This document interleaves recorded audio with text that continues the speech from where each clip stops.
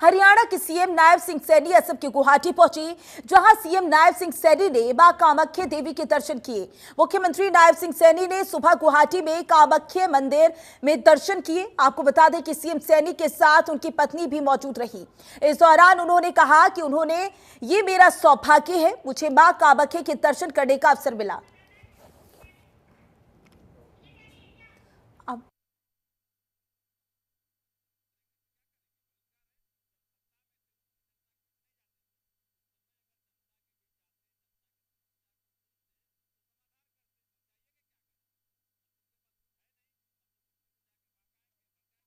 पत्नी भी मौजूद रही। ये तस्वीरें गुवाहाटी की हैं, जहां पर आपको बता दें कि हरियाणा के मुख्यमंत्री नायब सिंह सैनी पहुंचे, कामाख्या मंदिर पहुंचे, जहां वो दर्शन पूजन करते हुए नजर आए। ये तस्वीरें आपकी टीवी स्क्रीन पर, जहां सीएम सैनी के साथ उनकी पत्नी भी मौजूद रही और वहां पर पूजा अर्चना करती हुई नजर आई। तो ये गुवाहाटी की तस्वीरें हैं। बता दें आपको, मुख्यमंत्री नायब सिंह सैनी लगातार दौरे कर रहे हैं। ऐसे में वो गुवाहाटी पहुंचे, जहां पर उन्होंने कामाख्या मंदिर पहुंचकर दर्शन पूजन किया। इस दौरान सुरक्षा का कड़ा इंतजाम किया हुआ था।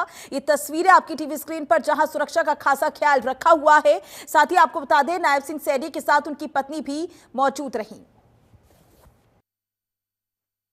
मेरा ये परम सौभाग्य है कि सिद्धपीठ मां कामाख्या के चरणों में आज शीश नवाने का मुझे अवसर मिला है, मौका मिला है। मां कामाख्या ने आज अपने यहाँ चरणों में आने का सौभाग्य दिया है।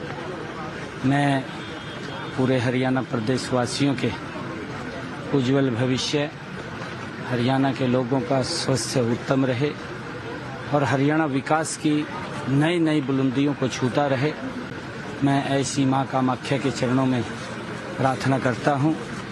पूरा देश आदरणीय नरेंद्र मोदी जी के नेतृत्व में विकास की और नई बुलंदियों को छूता रहे। दुनिया में जिस प्रकार से भारत एक नई ऊर्जा के रूप में उभर करके आया है, नई शक्ति के रूप में उभर करके आ रहा है, और गति से जो आदरणीय प्रधानमंत्री जी का विजन है कि 2047 तक ये राष्ट्र विकसित राष्ट्र बने, उस विकसित राष्ट्र में हमारा हरियाणा का भी पूरा शक्ति के साथ आदरणीय नरेंद्र मोदी जी के साथ 2047 तक विकसित राष्ट्र में अहम भूमिका अदा करेगा। मैं आज जब मां कामाख्या के चरणों में आया हूं और मैं देखता हूं हमारे यहाँ के लोकप्रिय मुख्यमंत्री आदरणीय हेमंत बिस्वा शर्मा जो ईमानदारी से इस प्रदेश को गति से आगे बढ़ाने का काम कर रहे हैं। यहाँ के लोगों की जो अपेक्षाएं हैं, उन अपेक्षाओं के ऊपर हेमंत बिस्वा जी बड़ी मजबूती से डबल इंजन सरकार के साथ मिलकर के यहाँ पर विकास की एक नई गति को देने का काम कर रहे हैं। मैं उनके उज्जवल भविष्य की कामना करता हूँ। तो वहीं कुरुक्षेत्र की पावन धरा पर हरियाणा प्रदेश की पहली विधानसभा रैली का आयोजन किया जा रहा है। इस रैली के बाद ही हरियाणा की 90 विधानसभा क्षेत्रों में रैलियों का आयोजन किया जाएगा। इस ऐतिहासिक रैली का आयोजन 4 अगस्त को सुबह 10 बजे थानेसर अनाज मंडी में किया जा रहा है। इस रैली को लेकर तैयारियां शुरू कर दी गई हैं। इस रैली में मुख्यमंत्री नायब सिंह के साथ केंद्रीय मंत्री और शीर्ष स्तर के नेता भी शिरकत करेंगे। तो वहीं रैली में मुख्यमंत्री नायब सिंह सैनी थानेसर वासियों को बड़ी सौगात भी दे सकते हैं।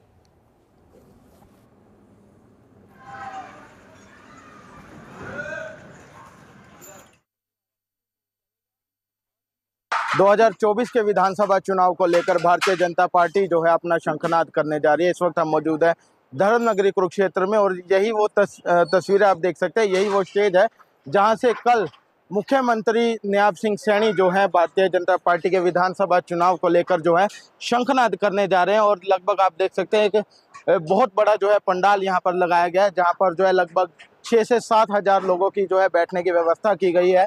और कल जो है रैली होने वाली है। उस रैली में जो है पूर्व मुख्यमंत्री मनोहर लाल खट्टर और विप्लव देव जो है और राज्य मंत्री सुभाष सुधा समेत कई जो है गणमान्य नेता जो है यहाँ पर मौजूद रहेंगे। और इसके बाद जो है 90 की 90 विधानसभा सीटों पर जो है रैलियां होने जा रही हैं। यही वो धर्मनगरी कुरुक्षेत्र है जहां से भगवान श्री कृष्ण ने जो है गीता का उपदेश दिया था। और इसी स्थल से जो है भारतीय जनता पार्टी जो है कल विधानसभा चुनाव को लेकर शंखनाद करने जा रही है। जनतन टीवी के लिए कुरुक्षेत्र से प्रजन गौड़। तो वही नेता प्रतिपक्ष राहुल गांधी का दावा है कि उनके खिलाफ ईडी की रेड की तैयारी हो रही है। बता दें आपको, राहुल गांधी के इस बयान पर हरियाणा के पूर्व गृह मंत्री अनिल विज ने तीखी प्रतिक्रिया देते हुए कहा कि राहुल गांधी को रात को 1 बजे भी ईडी के सपने आते हैं। उन्होंने कहा कुछ ना कुछ तो होगा जो ईडी के सपने आते हैं। सुनिए अनिल विज ने और क्या कुछ कहा। रंग सब तो सोहना संतरी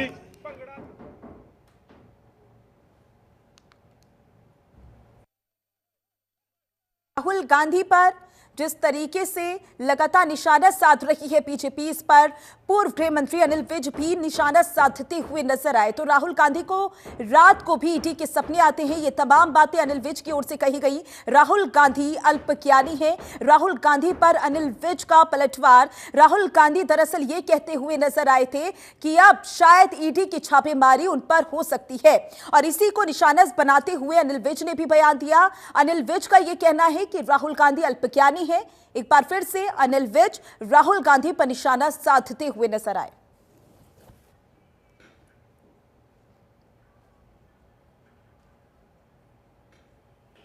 तो नेता प्रतिपक्ष राहुल गांधी का दावा है कि उनके खिलाफ ईडी की रेड की तैयारी है। राहुल गांधी के इस बयान पर हरियाणा के पूर्व गृह मंत्री अनिल विज ने तीखी प्रतिक्रिया देते हुए कहा कि राहुल गांधी को रात को 1 बजे भी ईडी के सपने आते हैं। उन्होंने कहा कि कुछ ना कुछ तो होगा जो ईडी के सपने आते हैं।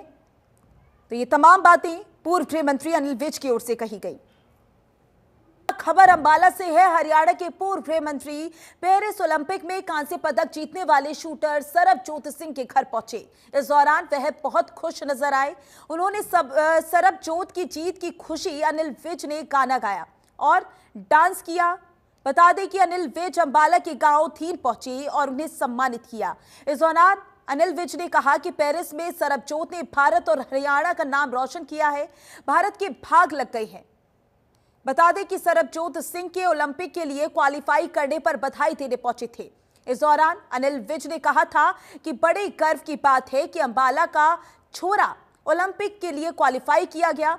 सरबजोत के साथ मेरी शुभकामनाएं हैं। सरबजोत जरूर मेडल जीतेंगे।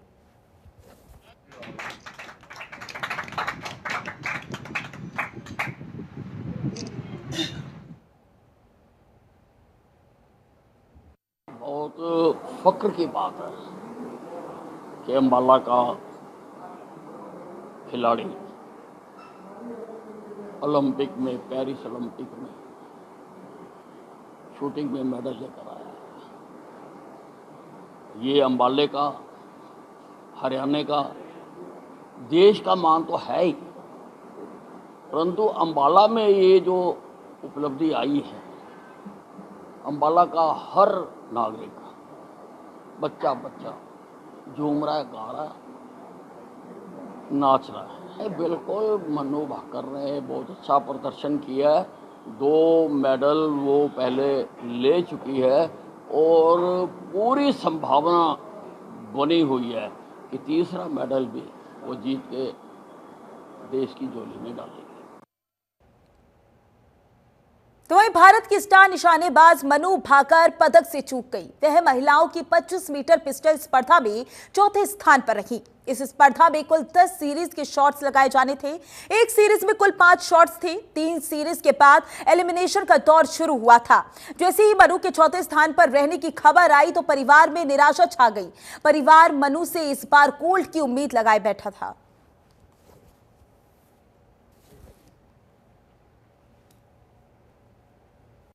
खेल में हार जीत होती रहती है, डिसअपॉइंटमेंट भी होते हैं। मनु अच्छा खेली और पूरे देश को मनु पे गर्व है।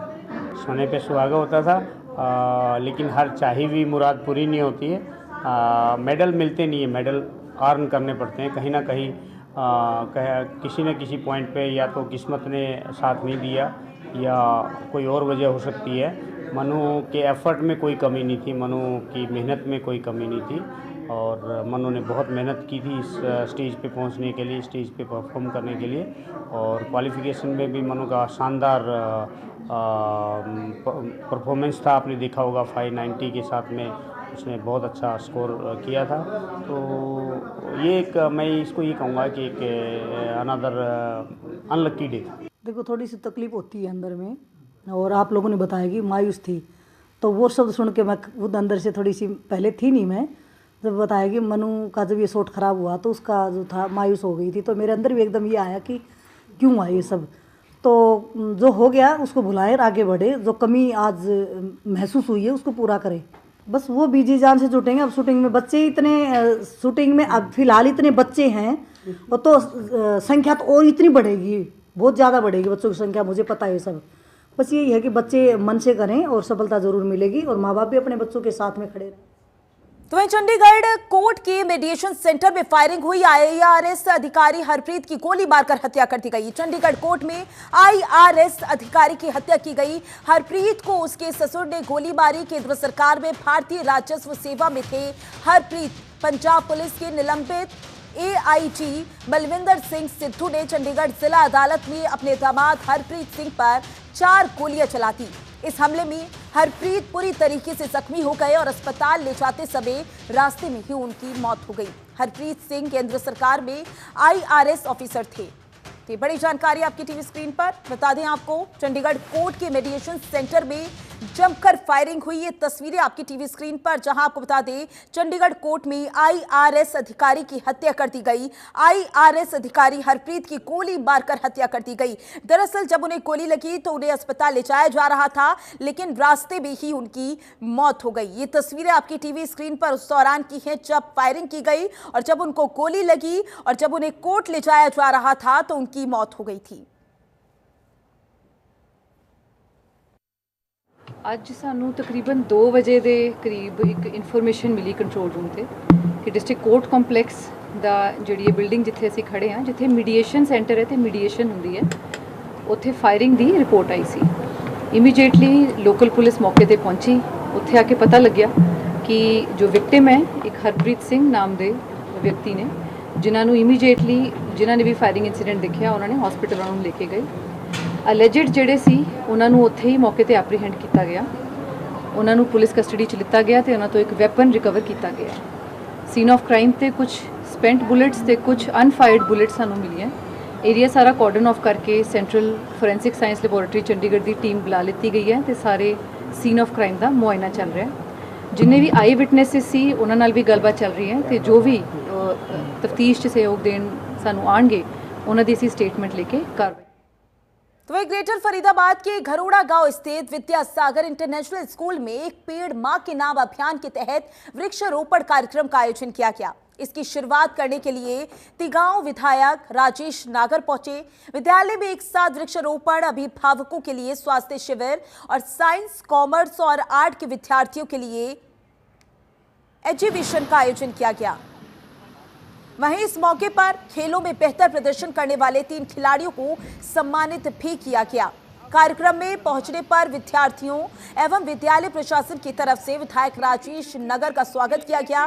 इस कड़ी में अभिभावक, छात्र और अध्यापकों को संबोधित करते हुए विधायक राजेश नागर ने कहा कि हमारे जीवन के लिए पौधारोपण बहुत ज्यादा जरूरी है, क्योंकि यही पेड़ पौधे बड़े होकर वृक्ष बनेंगे और हमें जीवनदायक वायु प्रदान करेंगे।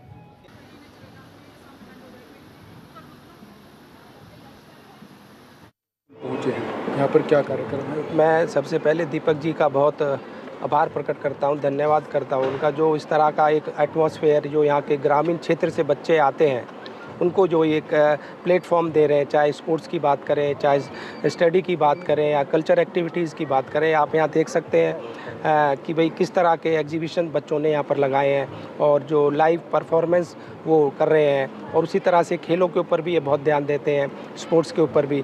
तो इस तरह का एक माहौल बच्चों को जो मिल रहा है यहाँ पर, वो बधाई के पात्र है। इस तरीके से यहाँ पहुँचने पर आपने प्लांटेशन भी किया है, इसको लेकर आप क्या कहेंगे? देखो, हमारे माननीय प्रधानमंत्री जी ने एक पेड़ अपनी माँ के नाम से जो एक मुहिम चलाई है, उसी के तहत आज हमने यहाँ पर ट्री प्लांटेशन का काम किया, और हमारे यहाँ के स्टूडेंट्स और हमारे यहाँ के प्रिंसिपल, स्टाफ और दीपक जी खुद यहाँ पर मौजूद थे जब हमने ये प्लांट यहाँ पर लगाया। और ये प्लांट लगाना तो ज़रूरी है ही, उसकी देखभाल करना भी उससे ज़्यादा ज़रूरी है। उसका देखभाल करके, जैसे हम बच्चे की देखभाल करते हैं, उसका पालन पोषण करते हैं, पेड़ को लगाने के बाद उसका पालन पोषण भी, उसकी देखभाल भी करनी ज़रूरी है।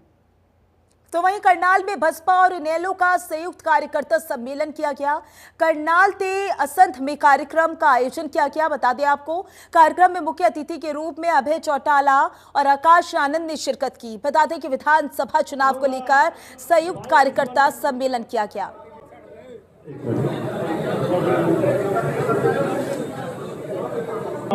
श्री काशीराम जी के समक्ष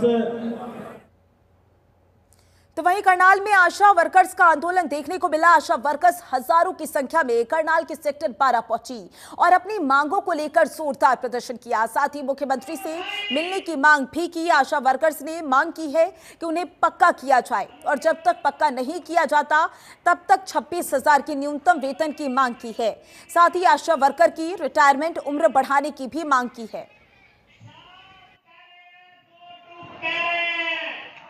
देखो जी, हमारी मांग तो ये है, आशा वर्कर को पक्का कर्मचारी बनाया जाए। जब तक पक्का कर्मचारी नहीं बनाया जाता तब तक न्यूनतम वेतन 26,000 रुपये जारी किया जाए। और आज हमें जो हमारा पिछले दौरान जो 73 दिन की हड़ताल चली थी तो उसमें आशा वर्कर की कटौती हुई थी, वो कटौती बहाल होनी चाहिए।